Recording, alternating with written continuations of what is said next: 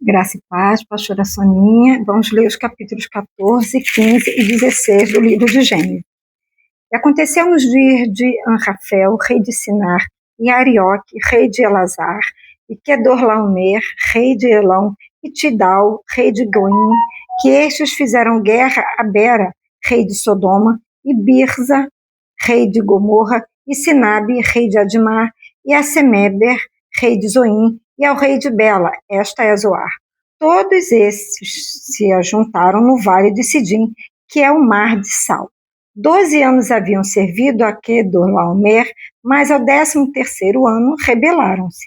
E ao 14º ano veio Quedorlaomer e os reis que estavam com ele e feriram as Efaíns em Astarote Carnaim, e aos Uzins em Ram, né? E aos Emis em Save Kiriatim, e aos Oreus no seu monte Seir, até a campina de Parã, que está junto ao deserto. Depois tornaram e vieram a Emispate, que é Cádiz, e feriram toda a terra dos amalequitas, e também os amorreus que habitavam em Azazon Tamar. Então saiu o rei de Sodoma, e o rei de Gomorra, e o rei de Admar, e o rei de Zeboim, e os reis de Bela, esta é Zoar, e ordenaram batalha contra eles no vale de Sidim. Contra Quedorlaomer, rei de Elão, e Tidal, rei de Goim, e Anrafel, rei de Sinar, e Arioque, rei de Elazar. 4 reis contra 5. E o vale de Sidim estava cheio de poços de betume, e fugiram os reis de Sodoma e de Gomorra, e caíram ali. E os restantes fugiram para o monte, e tomaram toda a fazenda de Sodoma e de Gomorra, e todo o seu mantimento, e foram-se. Também tomaram a Ló, que habitava em Sodoma, filho do irmão de Abrão, e a sua fazenda, e foram-se. Então veio um que escapara e contou a Abrão, o hebreu. Ele habitava junto dos carvalhais de Manre. O amorreu, então, filho de irmão de Escol e irmão de Aner. Eles eram confederados de Abrão. Ouvindo, pois, Abrão que o seu irmão estava preso, armou os seus criados, nascidos em sua casa, 318, e os perseguiu até Dan. E dividiu-se contra eles de noite, ele e os seus criados, e os feriu, e os perseguiu até o Bar, que fica à esquerda de Damasco, e tornou a trazer toda a fazenda, e tornou a trazer também a Ló, seu irmão, e a sua fazenda, e também as mulheres e o povo. E o rei de Sodoma saiu-lhe ao encontro depois que voltou de ferir a Quedorlaomer e aos reis que estavam com ele, no vale de Savé, que é vale do rei. E Melquisedeque, rei de Salém, trouxe pão e vinho a este, e este era sacerdote do Deus Altíssimo. E abençoou e disse: Bendito seja Abrão do Deus Altíssimo, o possuidor dos céus e da terra. Bendito seja o Deus Altíssimo, entregou os teus inimigos nas tuas mãos e deu-lhe o dízimo de tudo. O rei de Sodoma disse a Abrão: Dá-me as minhas almas e a fazenda toma para ti.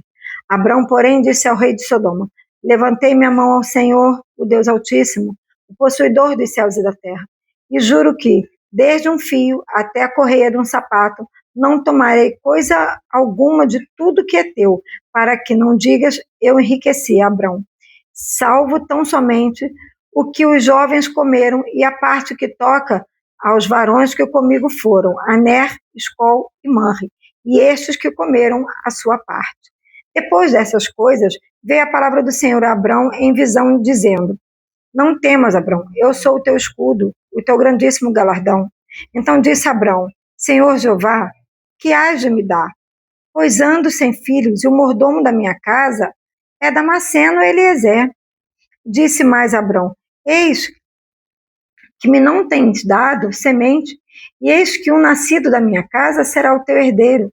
E eis que veio a palavra do Senhor a ele, dizendo: Este não será o teu herdeiro, mas aquele que de ti será gerado, esse será o seu herdeiro. Então o levou fora e disse: Olha agora para os céus e conta as estrelas, se as podes contar. E disse-lhe: Assim será a tua semente. E creu ele no Senhor, e foi-lhe imputado isso por justiça. Disse-lhe mais: eu sou o Senhor que te tirei de Ur dos Caldeus para dar-te a essa terra para a herdares. E disse ele: Senhor Jeová, como saberei que hei de herdá-la? E disse-lhe: toma-me uma bezerra de 3 anos, e uma cabra de 3 anos, e um carneiro de 3 anos, e uma rola, e um pombinho.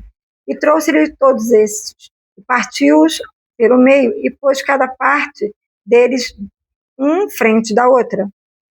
Mas as aves não partiu. E as aves desciam sobre os cadáveres. Abrão, porém, as enxotavam. E pondo-se o sol, um profundo sono caiu sobre Abrão. E eis que grande espanto e grande escuridão caíram sobre ele. Então disse Abrão: saibas, de certo, que peregrina será a tua semente em terra que não é sua. E servi-los-ão e afligirão 400 anos. Mas também eu julgarei a gente a qual servidão, e depois sairão com grande fazenda. E tu irás a teus pais em paz, em boa velhice serás sepultado. A 4ª geração tornará para cá, porque a medida da injustiça dos amorreus não está ainda cheia. E sucedeu que, posto o sol, houve escuridão, e eis um forno de fumaça, uma tocha de fogo que passou por aquelas metades.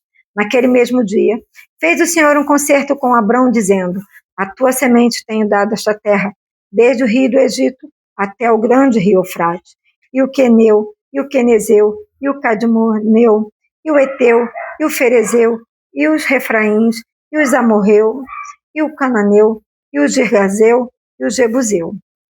Ora, Sarai, mulher de Abrão, não lhe gerava filho, e ele tinha uma serva egípcia, cujo nome era Agar. E disse Sarai a Abrão: eis que o Senhor me tem impedido de gerar. Entra, pois, a minha serva, porventura terei filhos dela. E ouviu Abrão a voz de Sarai.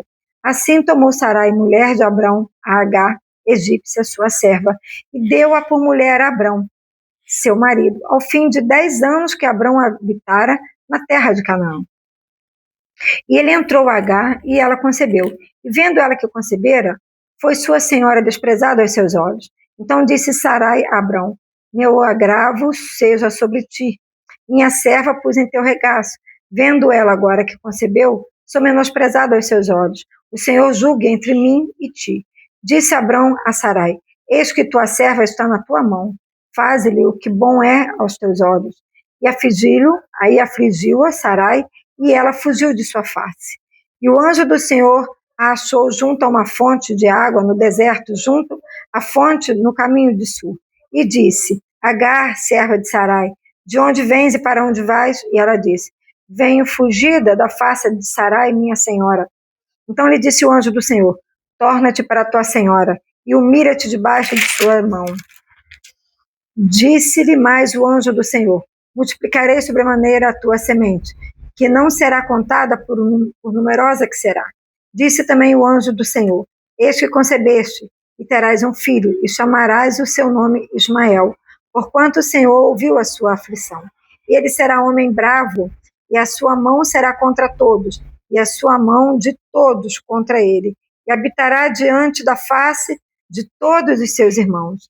E ela chamou o nome do Senhor, que com ela falava: tu és Senhor da vista, porque disse: não olhei tu também para aquele que me vês?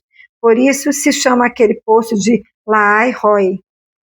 Eis que está entre Cádiz e Bered. E Agar deu um filho a Abrão, e Abrão chamou o nome do seu filho que tivera Agar, Ismael.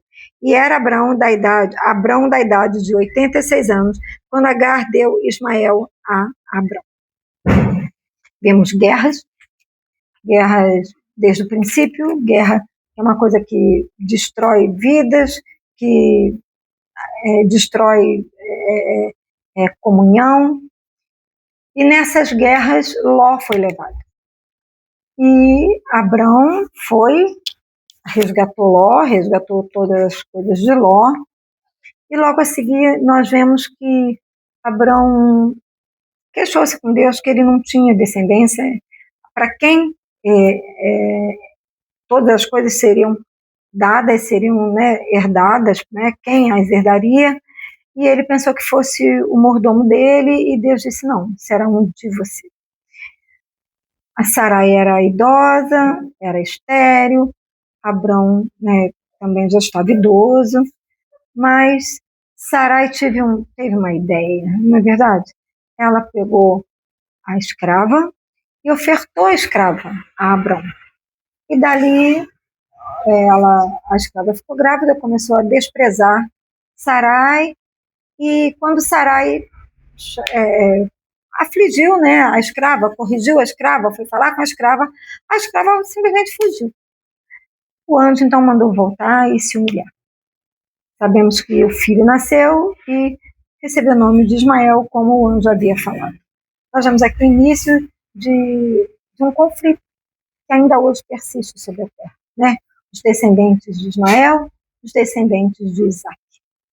Mas o grande problema daqui foi que alguém quis ajudar o propósito de Deus a acontecer. E não existe isso. Se Deus disse que seria um descendente de Abrão, seria um descendente de Abrão com a esposa.